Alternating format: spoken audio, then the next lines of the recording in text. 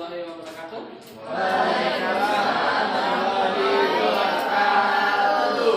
Masuk ke sebuah berikutnya tentang metode pembuatan tablet. Apa kabar semuanya hari ini? Ya, bebas prestasi. Kita mulai pembelajaran. Alangkah baiknya kita berdoa. Saya minta untuk ketua kelas memimpin doa sebelum kita belajar. Ya, silakan ketua kelas. Sebelum kita memulai belajar hari ini, mari kita berdoa menurut agama masing-masing. Berdoa dimulai. Berdoa selesai. Memberi salam. Assalamualaikum warahmatullahi wabarakatuh. Assalamualaikum warahmatullahi wabarakatuh. Baik, siapa hari ini yang tidak masuk? Hadir semua ya. Alhamdulillah, ini lengkap berarti ya. Hadir semua. Baik, materi selanjutnya kita akan membahas tentang tablet masih. Nanti kita sekarang akan masuk ke metode pembuatan tablet. Nah, seperti biasa, indikatornya di sini sudah dijelaskan. Kita akan merancang metode pembuatan tablet serta membuat sediaan tablet. Jadi sebelumnya kemarin saya sudah membahas tentang klasifikasi tablet. Di mana klasifikasi itu ada berdasarkan bentuk, cara kerja, dan cara pembuatan. Kemudian yang kedua ada komponen. Ya, komponen itu ada zat aktif, zat pengikat, zat tambahan, zat pengisi, ya, zat penghancur. Nah, yang kemarin sekali yang baru kita bahas minggu kemarin yaitu tentang evaluasi tablet.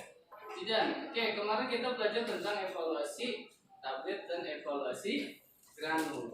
Nah, yang Jidan ingat terkait dengan materi itu apa yang berhubungan dengan evaluasi granul? Laju alir, konveksibilitas,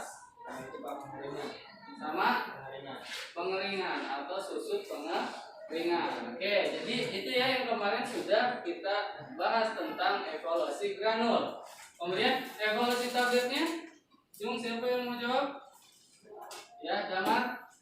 Jadi evaluasi tablet itu ada kerasa, Ya. keregasan, uji disolasi, sama waktu hancur. Oke, jadi tadi ada keregasan, kekerasan, disolusi, dan waktu hancur. Ya, tadi dalam itu ada tujuan pembelajaran kita. Yang pertama, ya, peserta didik mengklasifikasikan metode pembuatan tablet. Nanti metode pembuatan tablet itu ada macam-macam. Nanti kita bahas. Ini suatu pertanyaan yang mendasar terkait dengan jika Anda seorang formulator, maksudnya formulator itu yang mengembangkan formula, ya, mengembangkan formula. Ya, kemudian dalam suatu industri farmasi dan sedang melakukan pengembangan formulasi obat dalam bentuk tablet. Ya. Jadi anggaplah kamu itu seorang formulator, ya. Nah, kemudian bagaimana Anda sebagai formulator merancang langkah-langkah pembuatan tablet tersebut, ya. Oke, baik. Nah, sekarang kita coba bagi kelompok, ya. Nanti di sini saya ada 3 sampel bahan aktif yang harus kalian nanti eksplor atau nanti kalian rancang prosedur pembuatannya serta tentukan metodenya, ya. Di sini untuk kelompok 1 dan 2 ada paracetamol, ya. Kemudian kelompok 3 dan 4 ada asam mefenamat. Kemudian kelompok 5 dan 6 ada vitamin C. Nah, sekarang kita bagi kelompok dulu. Ayo kita bagi kelompok. Oke, sebelumnya saya bagikan KPD-nya tiap kelompok. Saya bagikan satu karena ini tugas proyek kalian. Silakan dilihat. Ini mana ini? Ya. KPD-nya silakan dilihat. Kemudian zat aktif yang formula di situ. Yang kelompok 1 dan kelompok 2 paracetamol. Ya, paracetamol, asam mefenamat, dan vitamin C. Ada? Ada? Ada ya. Jadi, sekarang kita sudah mulai ke tahap proses merancang sediaan tablet. Jadi kamu sudah dibekali kemarin LKPD untuk dikerjakan untuk merancang proses pembuatan tablet berdasarkan zat aktif masing-masing. Ya, atau mau pakai literatur handbook, kemudian IMO, ya, kemudian ada juga buku pelayanan farmasi blog tentang tablet. Nanti silakan kalau misalnya mau dibuka, silakan dibuka. Ini kelompok 1 dapat zat aktifnya apa? Paracetamol. Oke, metode apa yang kamu gunakan? Granulasi basah. Granulasi basah. Kenapa menggunakan granulasi basah? Karena paracetamol mempunyai laju air yang buruk, jadi sehingga harus di granulasi basah terlebih dahulu. Oke, jadi karena sifat laju alirnya yang buruk dari paracetamol serta tahan pemanasan juga, makanya harus digunakan granulasi basah. Oke, lanjut ya kelompok 1 ya. Sekarang segala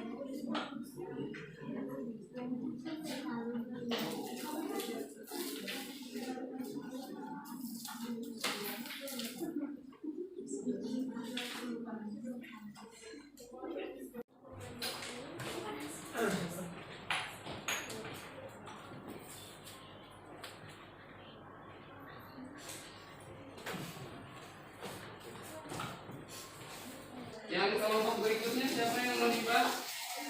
Ya, silakan yang vitamin C. Iya, yang vitamin C. Lydia, silakan. Masukin sini, Pak. Iya. Ini kita mau bos.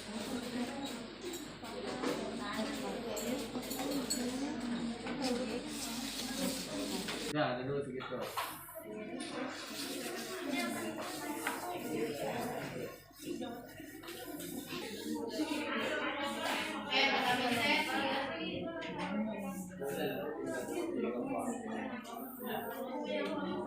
Ya, ini kelompok 1 ya.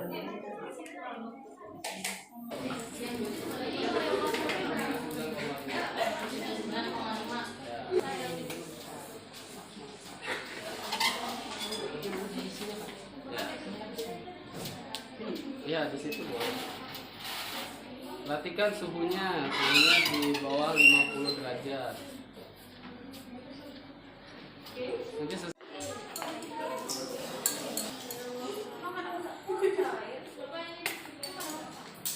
aja. Udah mulai, Pak.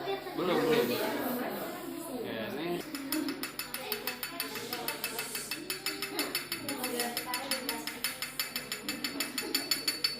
Ya, 10 dulu. Waduh.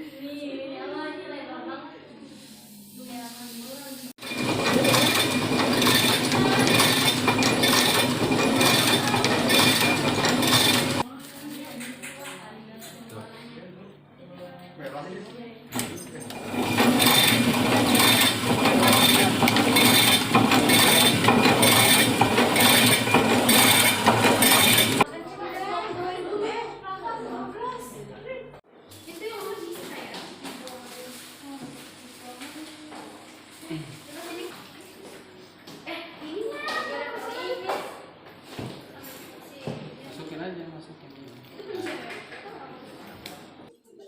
Assalamualaikum warahmatullahi wabarakatuh. Waalaikumsalam warahmatullahi wabarakatuh. Kami di sini dari kelompok 1 ingin mempresentasikan tentang metode pembuatan tablet. Pertama-tama sebelumnya perkenalkan dulu, nama saya Azara. Nama saya Lia, nama saya Putri, Regina, saya Lisa.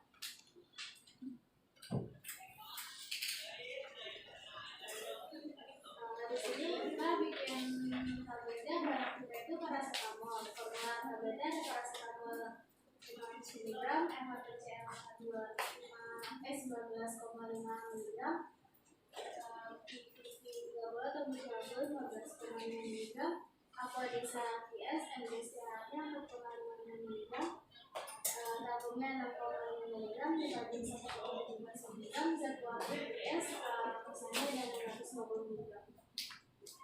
Di sini ada hasil pembuatan tablet, hasil pembuatan dari evaluasi granul dan tablet evaluasi granul.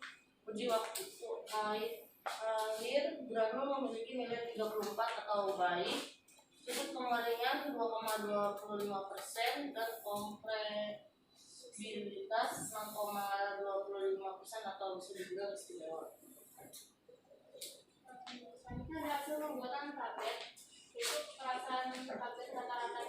nilai 50 gram, keseragaman bobot rata-rata memiliki nilai 0,4 gram, diameter tabletnya 1 cm, dan ketebalannya 0,5 cm. Ini ada yang bertanya.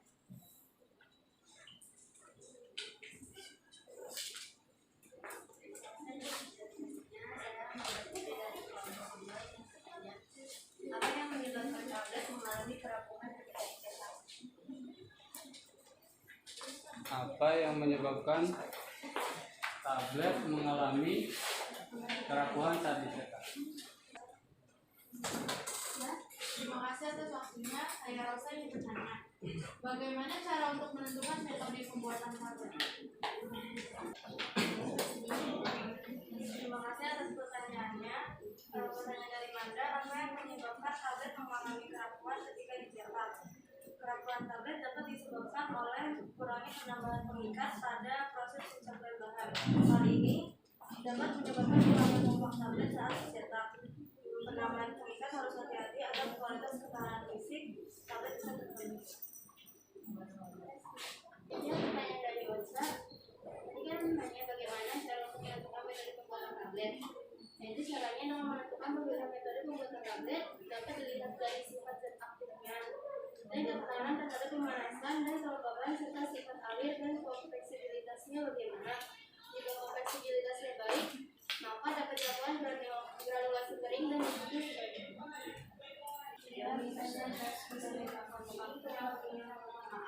Assalamualaikum warahmatullahi wabarakatuh. Waalaikumsalam warahmatullahi wabarakatuh. Ya, kasih semua.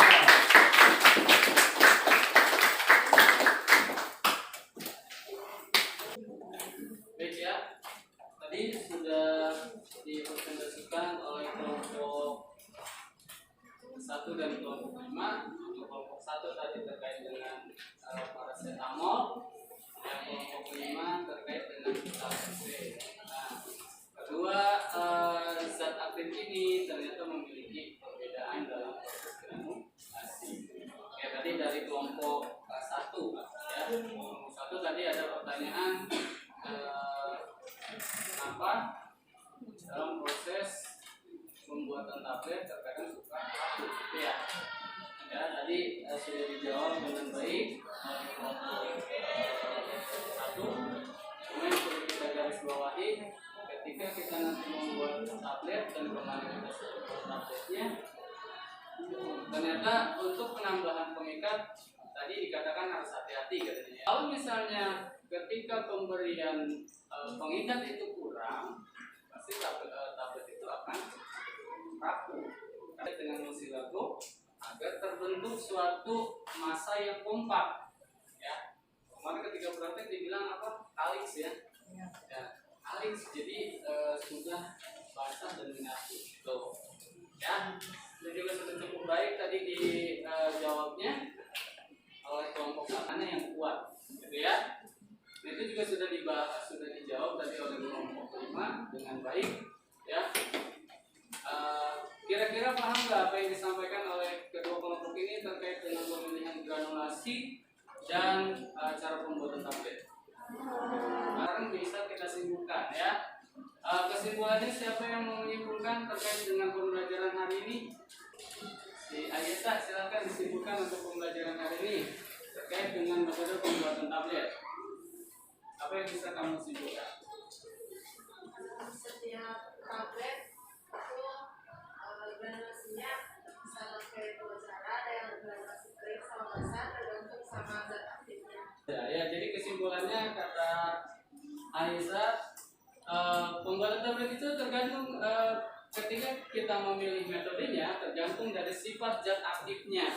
Ya, memang itu betul, tergantung sifat zat aktifnya. Jadi sifat zat aktifnya itu yang harus kita sesuaikan. Ya, kenapa? Karena kalau misalnya kita zat aktifnya yang larut, yang tidak bisa digranulasi basah, jangan dipaksa. Ya, nanti akan rusak zat aktif. Gitu ya. Cukup ya? Ada yang mau ditanyakan lagi sebelum kita akhiri pembelajaran hari ini? Ada ya? Pelajarannya memuaskan hari ini? Memuaskan ya? Oke.